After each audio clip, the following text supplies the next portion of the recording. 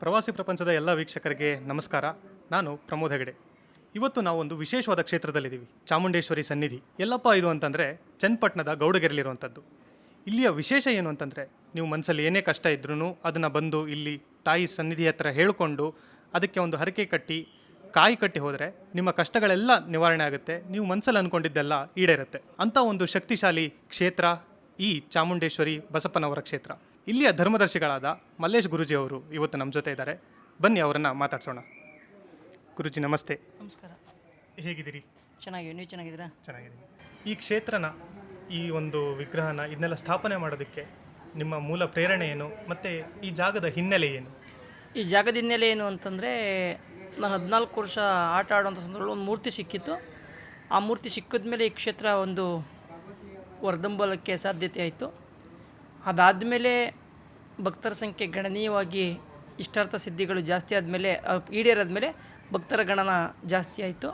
ದಿನೇ ದಿನೇ ಕ್ಷೇತ್ರ ಒಂದು ಅಭಿವೃದ್ಧಿ ಆಗ್ತು. 2021 ಆಗಸ್ಟ್ 8ನೇ ತಾರೀಕು ಏನು ಪಂಚಲೋಹದ ಮೂರ್ತಿ ನಾವು ನೋಡ್ತಾ ಇದ್ದಾವೋ ಆ ಮೂರ್ತಿಯನ್ನು ಲೋಕಾರ್ಪಣೆ ಮಾಡೋಕ್ಕೆ ಸಾಧ್ಯತೆ ಆಯಿತು. ಈ ಮೂರ್ತಿ ಮಾಡಿಸಲಿಕ್ಕೆ ಪ್ರೇರೇಪಣೆ ಅಘೋರಿಗಳು 2011ರಲ್ಲಿ ಅಘೋರಿಗಳು ಹೇಳಿದಂಥ ಒಂದು ವಾಕ್ಯದ ಪ್ರಕಾರ 2021ರಲ್ಲಿ ಆ ದೇವಿಯ ಮೂರ್ತಿಯನ್ನು ಲೋಕಾರ್ಪಣೆ ಮಾಡಲಾಯಿತು. ಇಲ್ಲಿ ನಿತ್ಯ ವಿಶೇಷ ಪೂಜೆಗಳಾಗುತ್ತೆ, ವಿಶೇಷ ದಿನಗಳಲ್ಲಿ ಇನ್ನೂ ಹಲವು ಧಾರ್ಮಿಕ ಆಚರಣೆಗಳೆಲ್ಲ ನಡೆಯುತ್ತೆ. ಇಲ್ಲಿಯ ವಿಧಿವಿಧಾನಗಳು ಹಾಗೂ ಇಲ್ಲಿ ಆಚರಣೆಗಳ ಬಗ್ಗೆ ಹೇಳ್ಬೋದಾ? ಖಂಡಿತ. ಇಲ್ಲಿ ವಿಧಿವಿಧಾನಗಳೇನಪ್ಪ ಅಂತಂದರೆ, ಇಲ್ಲಿ ಯಾವುದೇ ಜಾತಿ ಧರ್ಮ ಅನ್ನೋದೇನಿಲ್ಲ, ಸರ್ವರಿಗೂ ಮುಕ್ತ ಅವಕಾಶವಿರ್ತದೆ. ಪೂಜಾ ಸಂದರ್ಭ ಏನಪ್ಪ ಅಂತಂದರೆ, ಪ್ರತಿನಿತ್ಯ ಬೆಳಗ್ಗೆ 4 ಗಂಟೆಗೆ ದೇವಸ್ಥಾನದ ಗುಡಿ ಬಾಗಿಲು ಓಪನ್ ಆಗ್ತದೆ. ಅದಾದಮೇಲೆ ಅಭಿಷೇಕ, ಷೋಡಶೋಪಚಾರ ಪೂಜೆಗಳು ನಡೀತವೆ. 6ವರೆಗೆ ಪ್ರತಿನಿತ್ಯ ದೇವಿಗೆ ಮಹಾಮಂಗಳಾರತಿ ಮತ್ತು ಮಹಾನೈವೇದ್ಯ ನಡೀತದೆ. ಅದೇ ಪ್ರಕಾರವಾಗಿ ಮಧ್ಯಾಹ್ನ 1ವರೆಗೆ ಮಹಾನೈವೇದ್ಯ ಮಹಾಮಂಗಳಾರತಿ ನಡೀತದೆ. ಮತ್ತು ಸಂಜೆ 6 ಗಂಟೆಯಿಂದ ಉಯ್ಯಾಲೋತ್ಸವ ಪ್ರಾರಂಭ ಆಗ್ತದೆ. ಉಯ್ಯಾಲೋತ್ಸವದ ಮೇಲೆ ಪ್ರಾಕಾರೋತ್ಸವದ ಮೇಲೆ ತಾಯಿಗೆ ಪ್ರತಿನಿತ್ಯ ತೇರಿನ ವ್ಯವಸ್ಥೆ ಇರ್ತದೆ. ಅದಾದಮೇಲೆ ಗಂಗಾರತಿ ಮಾಡುವಂಥ ಸಂದರ್ಭ ಇರ್ತದೆ. ಮತ್ತು 8ವರೆಗೆ ಕೊನೆ ಮಹಾಮಂಗಳಾರತಿ ಆಗ್ತದೆ. ಅದಾದಮೇಲೆ 9 ಗಂಟೆಗೆ ದೇವಿಗೆ ಶಯನೋತ್ಸವ ಮಾಡಿ ಮತ್ತು ದೇವಸ್ಥಾನದ ಬಾಗಿಲು ಮುಚ್ಚುವಂಥ ಸಂದರ್ಭ ಇರುವಂಥದ್ದು. ಇದು ಪ್ರತಿನಿತ್ಯ ನಡೆಯುವಂಥದ್ದು ಸೇವೆಗಳು. ಇಲ್ಲಿ ಸಾವಿರಾರು ಜನ ಭಕ್ತಾದಿಗಳು ಬರ್ತಾ ಇರ್ತಾರೆ. ಅವರಿಗೆಲ್ರಿಗೂ ನಿತ್ಯವೂ ಅನ್ನದಾಸೋಹ ನಡೆಯುತ್ತೆ. ಈ ಒಂದು ಬೃಹತ್ ಯೋಜನೆಯನ್ನು ನಿರ್ವಹಿಸೋದು ಹೇಗೆ, ಅಥವಾ ಕಷ್ಟ ಆಗುತ್ತಾ, ಅಥವಾ ಈ ದಾಸೋಹದ ಹಿಂದಿನ ಯೋಚನೆ ಏನು? ದಾಸೋಹ ಕಷ್ಟ ಅಂದರೆ ಕಷ್ಟ ಆಗ್ತದೆ, ಸುಲಭ ಅಂದರೆ ಸುಲಭ ಆಗ್ತದೆ. ನಮ್ಮ ಮನಸ್ಥಿತಿಗೆ ಹೆಂಗೆ ಅನ್ಸ್ಕೊಂಡಿರ್ತೀವೋ ಅದು ಹಂಗೆ ಆಗ್ತಾ ಇರ್ತದೆ. ಅಂದರೆ ಮನುಷ್ಯನಲ್ಲಿ ಏನಪ್ಪ ಅಂತಂದರೆ, ನಾವು ಎಷ್ಟೇ ಧಾರ್ಮಿಕ ಕ್ಷೇತ್ರಗಳಲ್ಲೇ ಕೈ ಮುಗಿಯೋದು, ದೊಡ್ಡ ಬಿಗ್ನೆಸ್ ಮ್ಯಾನ್ ಆಗ್ಬೋದು, ಮತ್ತು ಈ ದೇಶ ಆಳ್ವಿಕೆ ಅಂತ ರಾಜಕಾರಣಿಗಳಾಗ್ಬೋದು, ಯಾರ್ಯಾದ್ರೂ ಒಂದು ತುತ್ತು ಅನ್ನನೇ ತಿನ್ನಬೇಕೆ ಹೊರತು ಬೇರೆದೇನು ತಿನ್ನಲಿಕ್ಕೆ ಸಾಧ್ಯತೆ ಇಲ್ಲ. ಮತ್ತು ಮನುಷ್ಯ ಅಂತ ಹುಟ್ಟಿದ ಮೇಲೆ ಪ್ರತಿಯೊಬ್ಬನೂ ತಿನ್ನೋದು ಅನ್ನಕ್ಕೋಸ್ಕರನೇ ಹೊರತು ಮತ್ತೊಂದೇನೂ ಅಲ್ಲ. ಮತ್ತೊಂದೇನಪ್ಪ ಅಂತಂದರೆ, ನಾವು ಏನೇ ಮಾಡಿದ್ರೂ ಒಂದು ತುತ್ತು ಅನ್ನಕ್ಕೋಸ್ಕರ ನಾವಿಷ್ಟೆಲ್ಲ ಧಾರ್ಮಿಕ ಕ್ಷೇತ್ರಕ್ಕೆ ಬಂದು ಕೈ ಮುಗಿಯೋದಾಗ್ಬೋದು, ನಾವು ಕೆಲಸ ಮಾಡುವಂಥದ್ದಾಗ್ಬೋದು, ಯಾವುದೋ IT ಬಿಟ್ಟಿಲೋ ಕೆಲಸ ಮಾಡೋದಾಗ್ಬೋದು, ಯಾವುದಾಗ್ಬೋದು, ಒಂದು ತುತ್ತು ಅನ್ನಕ್ಕೋಸ್ಕರ ಮಾಡ್ತಾರಂಥದ್ದು. ನಮ್ಮ ಉದ್ದೇಶ ಏನಪ್ಪ ಅಂತಂದರೆ, ಬಂದಂಥ ಭಕ್ತಾದಿಗಳು ತುತ್ತು ಅನ್ನಕ್ಕೋಸ್ಕರ ಎಲ್ಲರೂ ಕಷ್ಟಪಡ್ತಾರೆ. ಧಾರ್ಮಿಕ ಕ್ಷೇತ್ರಕ್ಕೆ ಬಂದು ದೇವ್ರ ಹತ್ರ, ದೇವಿ ಹತ್ರ, ತಾಯಿ ಹತ್ರ ಬಂದು ಬೇಡಕ್ಕೆ ಬಂದು ಹಸುವಿಂದ ಹೋದಂಥ ಸಂದರ್ಭದಲ್ಲಿ ತುಂಬ ಅದು ಎಷ್ಟೇ ಮಾಡಿದ್ರೂ ಅದು ಫಲ ಸಿಕ್ಕಲ್ಲ. ಹೇಗಪ್ಪ ಅಂತಂದರೆ, ನಾವು ಏನೇ ಕಷ್ಟ ಅನುಭವಿಸ್ಬೋದು. ಈಗ ಒಂದು ಕಾಲು ಏಟಾಗಿದ್ರೆ ಡಾಕ್ಟ್ರ್ ಹತ್ರ ಹೋಗಿ ಇಂಜೆಕ್ಷನ್ ಕೊಟ್ಟು, ಬೆಂಡ್ ಇಂಜೆಕ್ಷನ್ ಕೊಟ್ಟು ಟ್ರೀಟ್ಮೆಂಟ್ ತಗೋಬೋದು. ಆದರೆ ಹಸುವಿನ ನೀಗ್ಸೋಕ್ಕೆ ಶಕ್ತಿ ಇರೋದು ಯಾವುದಪ್ಪ ಅಂದರೆ ತುತ್ತು ಅನ್ನಕ್ಕೋಸ್ಕರ, ಅನ್ನಕ್ಕೆ ಒಂದೇ ಒಂದು ಕಿರೋದು ಹಸುವಿನ ನೀಗ್ಸೋಂಥದ್ದು. ಹಸುವಿಲಿ ಇದ್ದಂಥ ಒಬ್ಬ ವ್ಯಕ್ತಿಯ ಮಾತಾಡಿಸ್ಬೇಕು ಅಂದರೆ ಅವನು ಬೆಂಕಿ ಇದ್ದಂಗೆ ಇರ್ತಾನೆ, ಆ ಥರ ಇರುವಂಥ ವ್ಯಕ್ತಿ. ಯಾಕೆಂದರೆ ಒಬ್ಬ ಮನುಷ್ಯ 21 ದಿನ ಆಹಾರ ಇಲ್ಲದೇ ಬದುಕ್ಬೋದು ಅಷ್ಟೇ. 22ನೇ ದಿನಕ್ಕೆ ಅವ್ನಿಗೆ ಆಹಾರ ಬೇಕೇ ಬೇಕು. ವೈಜ್ಞಾನಿಕವಾಗೂ 21 ದಿನ ಬದುಕ್ಬೋದು, ಆಮೇಲೆ 22 ದಿನಕ್ಕೆ ಆಹಾರ ಬೇಕು. ಆಹಾರ ಇಲ್ಲದೇ ಅವ್ನು ಬದುಕಕ್ಕೆ ಸಾಧ್ಯತೆ ಇರೋಲ್ಲ. ಆ ಥರ ಇರೋವಂಥ ಸಂದರ್ಭದಲ್ಲಿ ನಾವು ಯಾಕೆ ಬಂದಂಥ ಭಕ್ತಾದಿಗಳಿಗೆ ಪ್ರಸಾದ ಕೊಡಬಾರ್ದು ಅನ್ನೋದೊಂದು ಆಲೋಚನೆ ಮಾಡಿ ಸರಿಸುಮಾರು ಹಲವಾರು ವರ್ಷಗಳಿಂದಲೇ ನಾವು ಪ್ರಾರಂಭ ಮಾಡೋದು. ಆ ಪ್ರಾರಂಭ ಮಾಡಿದಂಥ ಸಂದರ್ಭದಲ್ಲಿ ಪ್ರಾರಂಭದಲ್ಲಿ 1 kg ಅಕ್ಕಿಯಲ್ಲಿ ಪ್ರಾರಂಭವಾದದ್ದು ಇವತ್ತು 100 ಕ್ವಿಂಟಲ್ಗಳ ಗಟ್ಟಲೆ ಹೋಗುವಂಥ ಸಂದರ್ಭಕ್ಕೆ ಹೋಗೋದೆ. ಇದೆಲ್ಲ ಭಕ್ತರ ಸಹಕಾರ, ದೇವಿಯ ಆಶೀರ್ವಾದ. ಇಲ್ಲಿ ಬರುವಂಥ ಸಾವಿರಾರು ಜನ ಭಕ್ತಾದಿಗಳಿಗೆ ಅಷ್ಟು ಜನನ ಒಂದು ವ್ಯವಸ್ಥೆಯಲ್ಲಿ ತೊಗೊಂಬಂದು ನಿಲ್ಲಿಸಿ, ಅಥವಾ ಎಲ್ರಿಗೂ ಒಂದು ಶಿಸ್ತಾಗಿ ದರ್ಶನ ಆಗೋ ಹಾಗೆ ಇದು ಸುಲಭದ ಕೆಲಸ ಅಲ್ಲ. ಈ ವ್ಯವಸ್ಥೆ ಇಲ್ಲಿ ಹೇಗೆ ನಡೀತಾ ಇದೆ? ಇಲ್ಲಿ ವ್ಯವಸ್ಥೆ ಏನಪ್ಪ ಅಂದರೆ, ನಮ್ಮ ಆಡಳಿತ ಮಂಡಳಿ ಭಾಳ ಅಚ್ಚುಕಟ್ಟಾಗಿ ಕೆಲಸವನ್ನು ಕಾರ್ಯನಿರ್ವಹಿಸ್ತವ್ರೆ. ಅದರಲ್ಲಿ ಒಂದೇನಪ್ಪ ಅಂದರೆ, ಒಂದೊಂದು ಸೆಕ್ಷನಲ್ಲಿ ಒಂದೊಂದು ಟೀಮು ರೆಡಿ ಮಾಡ್ಕೊಂತೀವಿ. ವಿಂಗ್ ಅಂದರೆ ಭದ್ರತಾ ಸಿಬ್ಬಂದಿಗಳದ್ದು ಕ್ಷೇತ್ರದ ಒಂದು ಭದ್ರತಾ ಸಿಬ್ಬಂದಿ ಐತೆ. ಆ ಭದ್ರತಾ ಸಿಬ್ಬಂದಿಗಳದ್ದು ಏನಪ್ಪ ಅಂತಂದರೆ ಬಂದಂಥ ಭಕ್ತಾದಿಗಳಿಗೆ ಯಾವ ರೀತಿ ಅವರು ವ್ಯವಸ್ಥಿತವಾಗಿ ದರ್ಶನ ಮಾಡೋಕ್ಕೆ ಎಲ್ಲಿ ಮಾಡಬೇಕು, ಗಾಡಿ ಪಾರ್ಕಿಂಗ್ ಯಾವ ರೀತಿ ಮಾಡಿಸ್ಬೇಕು, ಆಮೇಲೆ ಹೊರಗಡೆಯಿಂದ ಬಂದಂಥ ಬಸ್ಗಳನ್ನ ವ್ಯವಸ್ಥೆಗೆ ಯಾವ ರೀತಿ ಅವರ ನಿಲ್ಲಿಸಿ ಹತ್ತಿಸ್ಬೇಕು, ಯಾವುದೇ ಘಟನೆ ಆಗದಂಥ ರೀತಿಯಲ್ಲಿ ಅನ್ನೋದು ಭದ್ರತಾ ಸಿಬ್ಬಂದಿಗಳ ವ್ಯವಸ್ಥೆ ಇರ್ತದೆ ಕ್ಷೇತ್ರದವ್ರದ್ದು.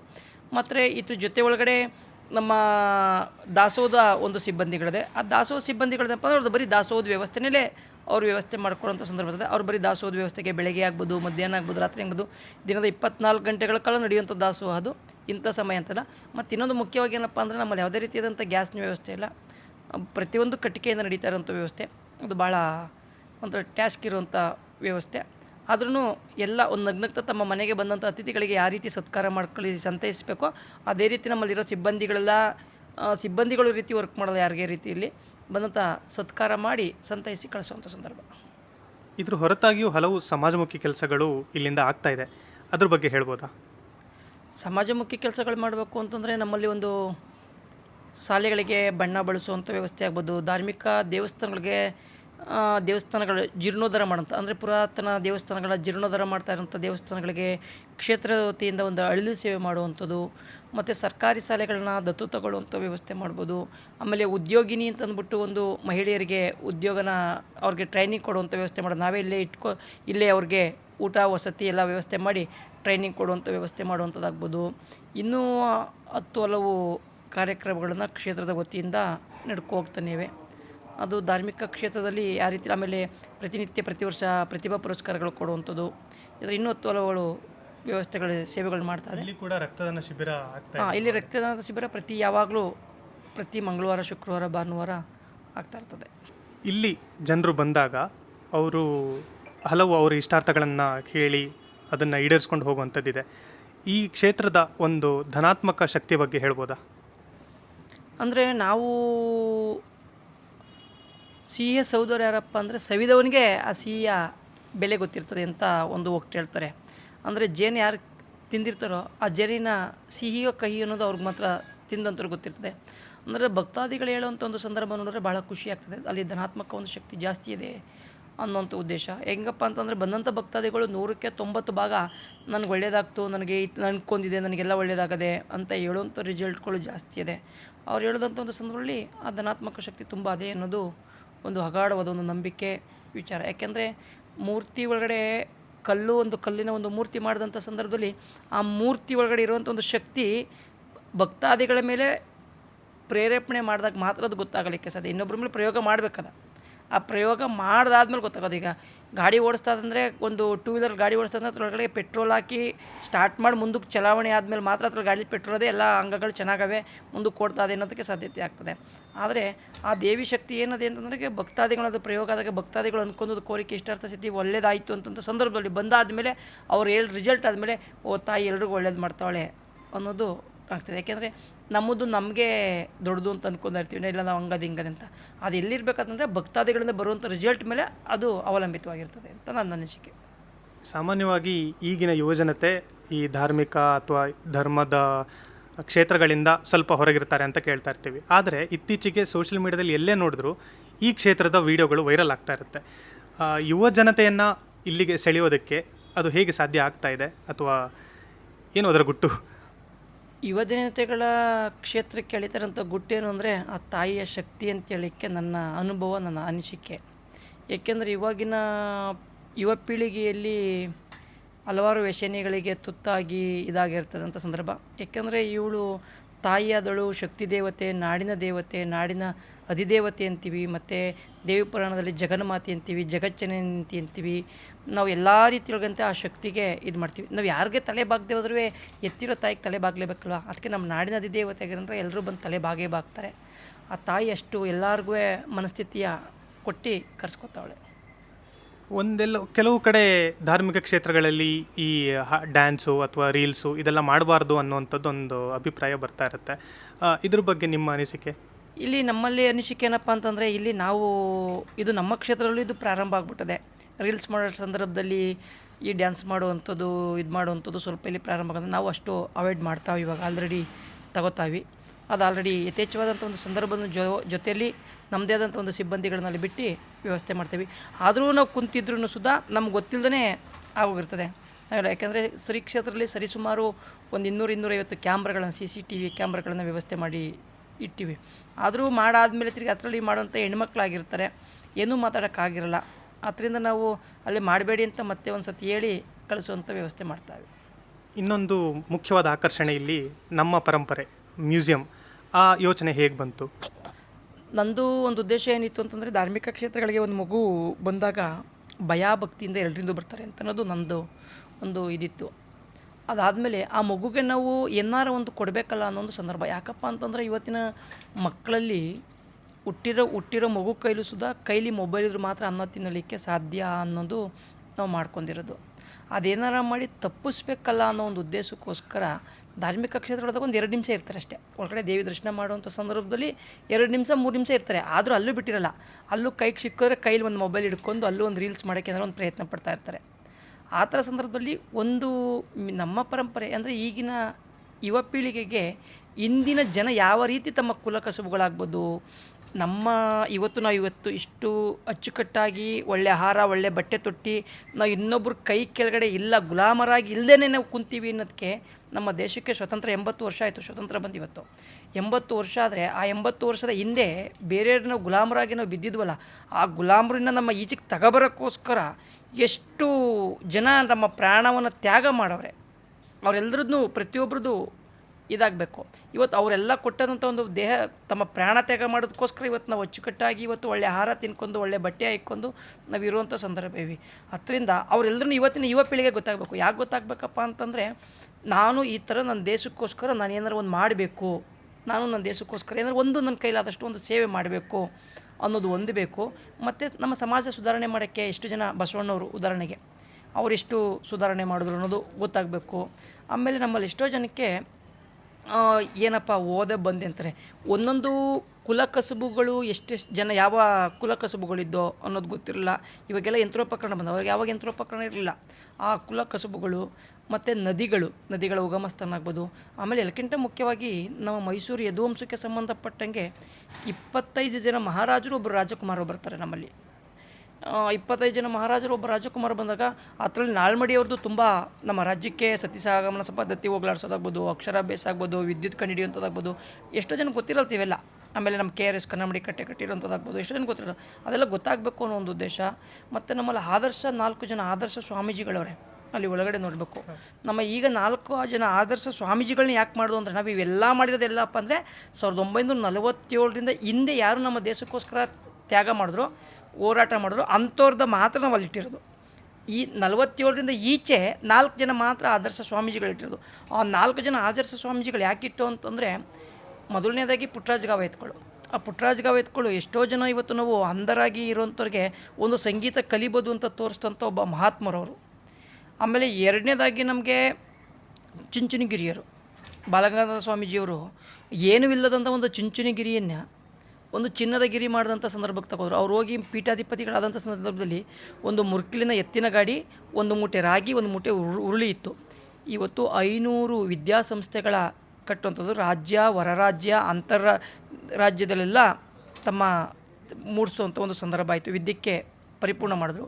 ಮತ್ತು ಮೂರನೇದಾಗಿ ನಮ್ಮ ಸಿದ್ಧಗಂಗಾ ಶ್ರೀಗಳು ನೋಡ್ಬೋದು ನಾವೆಲ್ಲರೂ, ನಡೆದಾಡುವ ದೇವರು ಅನ್ನುವಂಥ ಸಂದರ್ಭ. ತ್ರಿವಿಧ ದಾಸೋಹಿಗಳಾದರು. ಲಕ್ಷಾಂತರ ಮಕ್ಕಳುಗಳಿಗೆ ವಿದ್ಯಾದಾನ ಮಾಡಿದ್ರು, ಭಿಕ್ಷೆ ಬೇಡಿ ತಂದು ಮಾಡಿದ್ರು. 4ನೇದು ನಮ್ಮ ಸಿದ್ದೇಶ್ವರ ಸ್ವಾಮಿಗಳು ಈಗಿನ ಕಾಲಘಟ್ಟದಲ್ಲಿ ನೋಡ್ಬೋದು. ಅವ್ರ ತನ್ನ ಅಂಗಿ ಒಳಗಡೆ ಜೋ ಬೀಳ್ದೇನೆ, ಸರ್ಕಾರದಿಂದ ಬಂದಂಥ ಅನುದಾನವನ್ನು ವಾಪಸ್ ಕಳಿಸಿ, ಯಾವುದೇ ಪ್ರಶಸ್ತಿಗೆ ಜೋತ್ ಬೀಳ್ದೇನೆ ಮಾಡಿದಂಥವ್ರು, ಸಮಾಜಕ್ಕೆ ಆದರ್ಶ ವ್ಯಕ್ತಿ ಆದಂಥವ್ರು 4 ಜನ. ಈ ಥರ ಈಗಿನವ್ರು ಬದುಕಲಿ ಅನ್ನೋಂಥ ಉದ್ದೇಶಕ್ಕೋಸ್ಕರ 4 ಜನ ಆದರ್ಶ ಸ್ವಾಮೀಜಿಗಳು ಇಟ್ಕೊಂಡು ಮಾಡಿದಂಥ ಒಂದು ಸಂದರ್ಭ ಆಗಿರೋಂಥದ್ದು ಒಂದು ಮ್ಯೂಸಿಯಂ. ಮತ್ತೊಂದು ಮ್ಯೂಸಿಯಂ ನಡೀತದೆ ಕೆಲಸ, ಅದು ಇನ್ನೊಂದು 2-3 ತಿಂಗಳಲ್ಲೂ ಲೋಕಾರ್ಪಣೆ ಆಗ್ತದೆ. ಅಂದರೆ ಆ ಮ್ಯೂಸಿಯಂ ಕಾನ್ಸೆಪ್ಟ್ ಹೆಂಗದಪ್ಪ ಅಂದರೆ, ರೈತರ ಬಗ್ಗೆ. ಅಂದಿನ ರೈತರು ಹೆಂಗಿದ್ರು, ಇಂದಿನ ರೈತರ ಮಕ್ಕಳು ಹೆಂಗವ್ರೆ. ಅಂದಿನ ರೈತರು ತಮ್ಮ ಹೊಲದಲ್ಲಿ ಹೋಗಿ ಬೆಳೆ ಬೆಳೆಯೋದು, ವ್ಯವಸಾಯ ಮಾಡೋದು ಮಾಡ್ತಾಯಿದ್ರು. ಇಂದಿನ ರೈತರ ಮಕ್ಕಳುಗಳು ಏನು ಮಾಡ್ತಾವ್ರೆ ಅಂದರೆ, ಬೆಳೆ ಬೆಳೆಯೋ ಬದಲು ಅಂಗಡಿಲಿ ಹೋಗೋದು, ಖರೀದಿ ಮಾಡೋದು, ತಿನ್ನೋದು, ಮತ್ತು ಮೊಬೈಲಲ್ಲಿ ಬೀಳುವಂಥದ್ದು ಎಲ್ಲ ಈ ಥರ ಆಗೋಂಥ ಸಂದರ್ಭ ಇದೆ. ಅದಕ್ಕೂ ಇದಕ್ಕೂ ಆವಾಗಿನ ಆರೋಗ್ಯ ಹೆಂಗಿತ್ತು, ಇವಾಗಿನ ಆರೋಗ್ಯ ಹೆಂಗಿತ್ತು, ಆವಾಗಿನ ಸಂಬಂಧ, ಸ್ನೇಹ, ಪ್ರೀತಿ, ವಿಶ್ವಾಸ, ಸಂಬಂಧ ಹೆಂಗಿತ್ತು, ಇವತ್ತಿನ ಬರೀ ಹಣದಲ್ಲಿ ಏನು ಕೊಂಡ್ಕೊಳ್ಬೋದು ಅನ್ನೋದು ಮತ್ತು ಅನ್ನೋಂಥ ಸಂದರ್ಭಕ್ಕೆ ಎಲ್ಲ ವ್ಯವಸ್ಥೆ ಮಾಡ್ತಾ ಇರೋವಂಥದ್ದು ಒಂದು ಉದ್ದೇಶದಿಂದ ಅದನ್ನು ಒಂದು ಮ್ಯೂಸಿಯಂ ಇನ್ನು 2-3 ತಿಂಗಳು ಅದು ಓಪನ್ ಆಗ್ತದೆ. ಈ ಕ್ಷೇತ್ರದ ಮುಂದಿನ ಅಭಿವೃದ್ಧಿ ಯೋಜನೆಗಳು ಏನೇನಿದೆ? ಈಗ ಮುಂದಿನ ಯೋಜನೆ ಅಭಿವೃದ್ಧಿಗಳು ಅಂತಂದರೆ ಈಗ ಇನ್ನೊಂದು 2 ತಿಂಗಳೊಳಗಡೆ ನಂದೊಂದು ಮಹದಾಂತ ಆಸೆ ಏನಿತ್ತು ಅಂದರೆ ನಂದೊಂದು ಲೇಜರ್ ಲೈಟ್ ಮಾಡಿಸ್ಬೇಕು ಅಂತ ಒಂದು ಆಸೆ ಇತ್ತು. ಆ ಲೇಜರ್ ಲೈಟಿನ ವ್ಯವಸ್ಥೆ ಪ್ರಗತಿಯಲ್ಲಿದೆ, ಪ್ರಗತಿಯಲ್ಲಿದೆ. ಇನ್ನೊಂದು 2 ತಿಂಗಳಲ್ಲಿ ಲೋಕಾರ್ಪಣೆ ಆಗುವಂಥ ಸಂದರ್ಭ ಐತೆ. ಅದು ದೇವಿಗೆ ಸಂಬಂಧಪಟ್ಟಂತೆಯೇ ಅದರಲ್ಲಿ ಆ ಲೇಜರ್ಸ್ ಲೈಟಲ್ಲಿ ಬರುವಂಥ ಒಂದು ಉದ್ದೇಶ. ಮತ್ತು ಈ ಕ್ಷೇತ್ರದಿಂದ ನಾನು ಇನ್ನೂ ಹಲವಾರು ಬಡ ನಮ್ಮಲ್ಲಿ, ಯಾಕೆಂದರೆ ನಾನು ಜಾಸ್ತಿ ಆಸೆ ಇರೋದೇನಪ್ಪ ಅಂತಂದರೆ ದೇಶ ಕಾಯುವ ಸೈನಿಕರು ಮತ್ತು ಅನ್ನ ಹಾಕುವ ರೈತನಿಗೆ ಇವರಿಬ್ಬರಿಗೆ ನಾನು ತುಂಬ ಗೌರವ ಕೊಡ್ತೀನಿ. ಈ ಕ್ಷೇತ್ರದ ವತಿಯಿಂದ ರೈತರಿಗೆ ಒಂದು ಹೆಲ್ಪ್ ಮಾಡಬೇಕು ಅನ್ನೋದು ನಮ್ಮದೊಂದು ಆಸೆ ಇದೆ. ಈಗ ಆಲ್ರೆಡಿ ಆ ರೈತರಿಗೆ ಹೆಲ್ಪ್ ಮಾಡೋ ಉದ್ದೇಶಕ್ಕೋಸ್ಕರ ಈಗ ಏನು ಮಾಡ್ತೇವೆ ಅಂದರೆ ಅವರು ಬೇಡವಾದಂಥ ತರಕಾರಿಗಳನ್ನು ಮಾರುಕಟ್ಟೆಯಲ್ಲಿ ಬೆಲೆ ಇಲ್ಲದಾಗ ನಾವು ಖರೀದಿ ಮಾಡಿ ನಾವು ಬೆಂಬಲ ಬೆಲೆ ಕೊಟ್ಟು ಖರೀದಿ ಮಾಡುವಂಥ ವ್ಯವಸ್ಥೆ ನಮ್ಮದು ಆಲ್ರೆಡಿ ಚಾಲ್ತಿಲೈತೆ. ಏನೇ ರೈತರುಗಳು ಕೊಡೋದು, ಅದೇ ರೀತಿ ರೈತರಿಗೋಸ್ಕರ ಒಂದು ಹಾಸ್ಪಿಟ್ಲ್ ಕಟ್ಟಬೇಕು ಅಂತ ಒಂದು ಕಾನ್ಸೆಪ್ಟ್ ಇದೆ, ಅದನ್ನೂ ಒಂದು ಮಾಡಬೇಕು ಅಂತ ಒಂದು ಆಸೆ ಇದೆ. ಆಮೇಲೆ ರೈತರಿಗೋಸ್ಕರನೇ ಒಂದು ಡಯಾಲಿಸಿಸ್ ಸೆಂಟರ್ ತೆಗಿಬೇಕು ಅನ್ನೋದು ಒಂದು ಕಾನ್ಸೆಪ್ಟ್ ಐತೆ. ಅಂದರೆ ಸಮಾಜಮುಖಿಯಾಗಿ ಕಾರ್ಯಕ್ರಮಗಳು ಮಾಡಬೇಕು ಅಂತ ರೈತರಿಗೋಸ್ಕರ. ಆಮೇಲೆ ದೇಶ ಕಾಯುವ ಸೈನಿಕರುಗಳಿಗೆ ನಮ್ಮ ಕ್ಷೇತ್ರದ ವತಿಯಿಂದ ಏನಾರ ಒಂದು ಮಾಡಬೇಕು ಅನ್ನೋದು ಒಂದು ವ್ಯವಸ್ಥೆ ಐತೆ. ಅದರಿಂದ ಈ ಥರ ಮುಂದಿನ ಯೋಜನೆಗಳನ್ನು ವ್ಯವಸ್ಥೆ ಮಾಡಿವಿ. ಆಮೇಲೆ ಒಂದಷ್ಟು ಬಡ ಮಕ್ಕಳಿಗೆ ಉಚಿತ ವಿದ್ಯಾಭ್ಯಾಸ ಕೊಡಿಸ್ಬೇಕು ಅನ್ನೋದು ಒಂದು ಆಸೆ ಐತೆ. ಅದಾದ ಪ್ರಯತ್ನ ಪಡ್ತಾ ಇವಾಗ ಮಾಡಬೇಕು ಅಂತ ಅಂದ್ಕೊಂಡಿದ್ದೀನಿ, ಅದು ಮಾಡಿಸ್ತೀವಿ. ಇಲ್ಲಿ ನಡೆಯೋ ಹಲವು ಕಾರ್ಯಕ್ರಮಗಳು ಅಥವಾ ಈಗ ಸದ್ಯದಲ್ಲೇ ಯಾವುದಾದ್ರು ಬೇರೆ ಕಾರ್ಯಕ್ರಮಗಳು ಬರೋದಿದೆ, ಅದ್ರ ಬಗ್ಗೆ ಹೇಳ್ಬೋದಾ? ನಮಗೆ 2027ಕ್ಕೆ ಮಹಾಮಸ್ತಾಭಿಷೇಕ ನಡೀತದೆ. ಸರಿಸುಮಾರು ನಮ್ಮದು 2ನೇ ಮಹಾಮಸ್ತಾಭಿಷೇಕ ಇದು. ನಮ್ಮ ಹಿಂದೂ ಸನಾತನ ಧರ್ಮದಲ್ಲಿ ಮೊಟ್ಟ ಮೊದಲ ಬಾರಿಗೆ ಮಹಾಮಸ್ತಾಭಿಷೇಕ ನಡೆದಂಥ ಏಕಸ್ಥಳ 2022ರಲ್ಲಿ ಆಗಿತ್ತು. ಈಗ ಅದೇ ಮಹಾಮಸ್ತಾಭಿಷೇಕ 27ಕ್ಕೆ ಆಗ್ತಾ ಇದೆ. ಸರಿಸುಮಾರು 9 ದಿನಗಳ ಕಾಲ ನಡೆಯುವಂಥ ಇದು ಮಹಾಮಸ್ತಾಭಿಷೇಕ. 37 ದ್ರವ್ಯ, ಒಂದು ದ್ರವ್ಯ 1008 kg ಪ್ರಕಾರ ಅಥವಾ 1008 ಲೀಟ್ರ್ ಪ್ರಕಾರವಾಗಿ ನಡೆಯುವಂಥದ್ದು, kg ಅಥವಾ ಲೀಟರ್ ಮುಖಾಂತರ ನಡೆಯುವಂಥದ್ದು. ಒಟ್ಟು 37,242 kg ದ್ರವ್ಯಗಳಿಂದ ಆ ತಾಯಿಗೆ ಮಹಾಮಸ್ತಾಭಿಷೇಕ ನಡೀತದೆ. ಇದಕ್ಕೆ ಆಲ್ರೆಡಿ ಪೂರ್ವ ಸಿದ್ಧತೆಗಳು ಈಗಲಿಂದೇ ಪ್ರಾರಂಭ ಮಾಡೋಕ್ಕೆ ನಾವು ಪ್ರಯತ್ನ ಮಾಡ್ತಾ ಇವಾಗ ಆಲ್ರೆಡಿ. ಇದು 2027 ಜುಲೈ 25ರಿಂದ ಆಗಸ್ಟ್ 2ರವರೆಗೂ 9 ದಿನಗಳ ಕಾಲ ನಡೆಯುವಂಥ ಮಹಾಮಸ್ತಾಭಿಷೇಕ. ತಪ್ಪದೇ ಈ ಮಹಾಮಸ್ತಾಭಿಷೇಕಕ್ಕೆ ಎಲ್ಲರೂ ಬನ್ನಿ. ನಮ್ಮ ನಾಡಿನ ಅಧಿದೇವತೆ, ಶಕ್ತಿ ದೇವತೆ, ಜಗನ್ಮಾತೆ ತಾಯಿ ಚಾಮುಂಡೇಶ್ವರಿಗೆ ನಾವೆಲ್ಲರೂ ಸೇರಿ ಮಹಾಮಸ್ತಾಭಿಷೇಕ ಮಾಡೋಣ. ಕೊನೆಯದಾಗಿ ಭಕ್ತಾದಿಗಳಿಗೆ, ಇಲ್ಲಿಗೆ ಬರುವಂಥ ಭಕ್ತಾದಿಗಳಿಗೆ ಏನು ಸಂದೇಶ ಕೊಡ್ತೀರಿ? ನನ್ನ ಸಂದೇಶ ಕೊಡೋದು ಒಂದೇ, ಈ ಕ್ಷೇತ್ರ ಒಂದೇನಪ್ಪ ಅಂತಂದರೆ ದಾಸೋಹ ಕ್ಷೇತ್ರ. ನೀವು ಬರುವಂಥ ಸಂದರ್ಭದಲ್ಲಿ ಕ್ಷೇತ್ರಕ್ಕೆ ಬರ್ತೀವಿ ಅಂತಂದರೆ ನೀವು ಕ್ಷೇತ್ರಕ್ಕೆ ಬಂದು ದುಡ್ಡು ಕೊಡಬೇಡಿ, ಕಾಸು ಕೊಡಬೇಡಿ, ಏನು ಚಿನ್ನ ಬೆಳ್ಳಿ ಏನು ಕೊಡಬೇಡಿ. ನಿಮ್ಮ ಮನೆಯಿಂದ ಬರುವಂಥ ಸಂದರ್ಭದಲ್ಲಿ ಒಂದಿಡಿ ಅಕ್ಕಿ ತಗೊಬಂದು, ಮತ್ತು ಅದು ಸಿಕ್ಕಲಿಲ್ವಾ ಹಳ್ಳಿಯಿಂದ ಬರುವಂಥ ಭಕ್ತಾದಿಗಳು ನಿಮ್ಮ ಮನೆ ಅಕ್ಕಪಕ್ಕ ಒಂದು ಬದನೆಕಾಯಿ ಬೆಳೆದ ತಗೊಬಂದು ಕೊಡಿ, ಏನೋ ಒಂದು ತರಕಾರಿ ತಗೊಬಂದು ಕೊಡಿ ಸಾಕು. ನೀವು ಒಂದು ಇಡೀ ಅಕ್ಕಿ ತಗೊಬಂದು ಕೊಟ್ಟರೆ ಇನ್ನೊಬ್ಬರಿಗೆ ಅನ್ನ ಹಾಕಲಿಕ್ಕೆ ನಮಗೆ ಸಾಧ್ಯತೆ ಆಗೋಂಥ ಒಂದು ಸಂದರ್ಭ ಆಗ್ತದೆ. ಒಂದು ಎರಡನೇದು ಹೇಳೋಕ್ಕೆ ನಿಶ್ಚಯ ಪಡ್ತೀನಪ್ಪ ಅಂತಂದರೆ, ನಂಬಿಕೆಯಿಂದ ಬನ್ನಿ, ಭಕ್ತಿಯಿಂದ ಬನ್ನಿ. ನಾನು ಯಾರೋ ಒಂದು ಹೇಳಿದ್ರು ಅವ್ರಿಗೆ ಒಳ್ಳೇದಾಯ್ತಂತೆ, ನಾನಿವತ್ತು ಕೋಟ್ಯಾಧಿಪತಿ ಆಯ್ತೀನಿ ಅಂತ ಆಸೆ ಇಟ್ಕೊಂಬರ್ಬೇಡಿ. ಯಾಕೆಂದರೆ ದೇವ್ರ ಹತ್ರ ಯಾವತ್ತೂ ಬೇಡಿಕೆ ಇಡಬಾರ್ದು. ನಾವು ಬೇಡಿಕೆ ಇಡೋಕ್ಕೆ ದೇವ್ರ ಹತ್ರ ನಾವು ಯಾರೂ ದೊಡ್ಡವರಲ್ಲ, ದೇವರಿಗೆಲ್ಲ ಗೊತ್ತದೆ. ಆ ದೇವಿಗೆಲ್ಲ ಗೊತ್ತು ನನಗೇನೆಲ್ಲ ಕೊಡಬೇಕು, ಏನೆಲ್ಲ ಮಾಡಬೇಕು ಅಂತೆಲ್ಲ ಗೊತ್ತಿರ್ತದೆ. ನಾವು ಸುಮ್ಮನೆ ಒಂದು ಅರ್ಜಿ ಬರೀಬೇಕಷ್ಟೆ. ತಾಯಿ, ನಾನು ನಿನ್ನ ಕ್ಷೇತ್ರಕ್ಕೆ ಬಂದೀನಿ, ಕಷ್ಟನೂ ನಿನಗೆ ಗೊತ್ತದೆ, ಸುಖನೂ ನಿನಗೆ ಗೊತ್ತದೆ, ಎರಡರಲ್ಲಿ ಯಾವ್ದು ನೋಡ್ಕೊಂಡು ನೀನೇ ನನಗೆ ಕೊಡು ಅಂತನ್ಬೇಕೇ ಹೊರತು, ನಿನಗೆ ಬಿಟ್ಟದ್ದು ಅಂತನ್ಬೇಕೇ ಹೊರತು ನಾವು ಇಲ್ಲ ತಾಯಿ ನನಗೆ ಇವತ್ತು 50 ಕೋಟಿ ನನಗೆ ದುಡ್ಡು ಬೇಕು, ನನಗೆ ತಗೊಬಂದು ಕೊಟ್ಬಿಡು ಅಂದರೆ ದೇವಿ ಕೊಡೋಕ್ಕೆ ಬರೋಲ್ಲ. ಅಂದರೆ ನಮ್ಮಲ್ಲಿರಬೇಕಂದ್ರೆ ಭಕ್ತಿ ಮುಖ್ಯವಾಗಿರಬೇಕೇ ಹೊರತು ಆಡಂಬರ ಮಾಡೋಕ್ಕೆ ಬರಬಾರ್ದು. ಭಕ್ತಿಯಿಂದ ಬನ್ನಿ. ಮತ್ತು ದಯವಿಟ್ಟು ನಾನು ಮೊದಲೇ ಹೇಳ್ದಂಗೆ ಸ್ವಲ್ಪ ಬಂದಂಥ ಭಕ್ತಾದಿಗಳಲ್ಲಿ ಕ್ಷೇತ್ರಕ್ಕೆ ಬಂದಾಗ ನಿಷೇಧಿತ ಪ್ಲಾಸ್ಟಿಕ್ ವಸ್ತುಗಳನ್ನು ಯಾರೂ ತರಬೇಡಿ. ಪ್ಲಾಸ್ಟಿಕ್, ಯಾಕಂದರೆ ಈ ಪ್ಲಾಸ್ಟಿಕ್ಕಿಂದ ನಮಗೆ ಮಾರಕವಾಗಿ ಕಾಯಿಲೆ ಬರ್ತಾ ಇರೋದು ನಮಗೆ ಕ್ಯಾನ್ಸರ್. 17 ಲಕ್ಷ ಕ್ಯಾನ್ಸರ್ ಪೀಡಿತ ವ್ಯಕ್ತಿಗಳವ್ರು ಇವಾಗ ಆಲ್ರೆಡಿ. ಅದರಿಂದ ನಿಷೇಧಿತ ಪ್ಲಾಸ್ಟಿಕ್ ಅವ್ರು ತರಬೇಡಿ. ಸುಮ್ಮನೆ ಅನಾವಶ್ಯಕವಾಗಿ ತ್ಯಾಜ್ಯ ವಸ್ತುಗಳನ್ನು ಎಲ್ಲಂದ್ರಲ್ಲಿ ಎಸಿಬೇಡಿ ದಯವಿಟ್ಟು. ನೀವು ನೀರು ಕುಡಿದು ಬಾಟ್ಲ, ಅದು ಪ್ಲಾಸ್ಟಿಕ್ಕೇ, ನೀರು ಕುಡಿದು ಬಾಟ್ಲನ್ನು ಸುಧಾ. ಆದರೂ ಎಲ್ಲಿ ಒಂದು ಕಡೆ ಶೇಖರಣೆ ಮಾಡಬೇಕು ಶೇಖರಣೆ ಮಾಡಿ ಅಂತ ದಯವಿಟ್ಟು ನಿಮ್ಮಲ್ಲಿ ಕಳಕಳಿಯ ವಿನಂತಿಯಾಗಿ ಭಕ್ತಿಪೂರ್ವಕವಾಗಿ ನಿಮ್ಮ ಹತ್ರ ಕೇಳೋಕ್ಕೆ ನಾನು ಇಚ್ಛೆ ಪಡ್ತೀನಿ ಈ ವಿಚಾರದಲ್ಲಿ ಮಾತ್ರ. ಧನ್ಯವಾದ. ಇದಾಗಿತ್ತು ಗುರುಜಿಯವರ ಮಾತು. ಮುಂದಿನ ಸಲ ನೀವು ಚನ್ನಪಟ್ಟಣ ಹತ್ತಿರ ಎಲ್ಲರೂ ಓಡಾಡ್ತಾ ಇದ್ದರೆ ಗೌಡಗೆರೆಯ ಈ ಶಕ್ತಿಶಾಲಿ ಕ್ಷೇತ್ರಕ್ಕೆ ಭೇಟಿ ಕೊಡೋದು ಮಾತ್ರ ಮರಿಬೇಡಿ. ಭೇಟಿ ಕೊಡಬೇಕಾದ್ರೆ ಗುರೂಜಿಯವರು ಹೇಳಿರುವಂಥ ಎಲ್ಲ ಮಾತುಗಳನ್ನು ನೆನಪಿಟ್ಕೊಳ್ಳಿ. ನಿಷೇಧಿತ ಪ್ಲಾಸ್ಟಿಕ್ನ ತರಬೇಡಿ, ಕ್ಷೇತ್ರಕ್ಕೆ ಗೌರವ ಕೊಡಿ ಹಾಗೂ ತಾಯಿ ಆಶೀರ್ವಾದವನ್ನು ಸಂಪೂರ್ಣವಾಗಿ ಪಡೆದುಕೊಂಡು ಹೋಗಿ. ಇಂತಹ ಇನ್ನಷ್ಟು ವಿಶೇಷ ಮಾಹಿತಿಗಳು ಕೊಡ್ತಾ ಇರ್ತೀವಿ. ಪ್ರವಾಸಿ ಪ್ರಪಂಚನ ನೋಡೋದು ಮಾತ್ರ ಮರಿಬೇಡಿ. ಧನ್ಯವಾದ.